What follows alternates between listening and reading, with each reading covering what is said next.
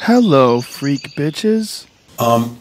Just to flip to the other end of the spectrum in terms of what, like, coevolution between two different species could be like. Over the last 20,000 years, look at what we've done. We've taken wolves and we've turned them into these creatures we put Halloween costumes on. Right. And, like, a finding a couple of years ago, which, like, floored me, this hormone oxytocin, which is totally trendy. Oxytocin is completely cool.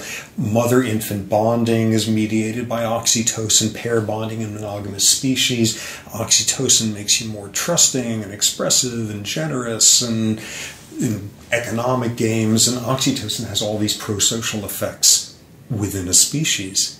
But then it turns out that this hormone that has spent the last, 100 million years having mothers and infants connect to each other emotionally, when you and your beloved dog sit there and stare into each other's eyes, you both secrete oxytocin.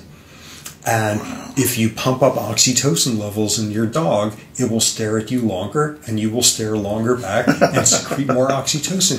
This is like an ancient hormone having to do with mother-infant bonding.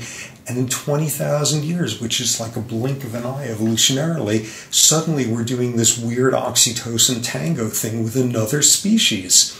Another species who we feed and take care of, and they, like, manipulate us wildly into, like, getting in, like, good, like, dessert treat bones and stuff like that, and they in turn do all sorts of wondrous stuff for our self-esteem because they, like, lick us unconditionally. And where'd that come from?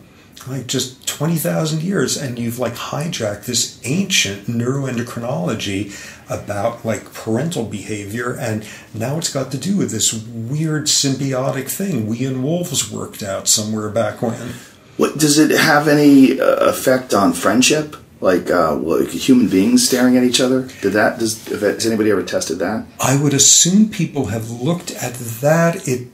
For example, it strengthens monogamous bonds, and there's a literature by now looking at oxytocin has its effects by binding to an oxytocin receptor. Right. There's a gene for the oxytocin receptor. It comes in a number of variants, and if you have one particular variant that's associated with oxytocin having less effective of an oomph in your nervous system, that's associated with less stable relationships. Ah. So, none of this stuff is deterministic. Your sex life and your romantic life is not being determined by this one gene, like nothing remotely resembling that. But that's just part of the mix in there.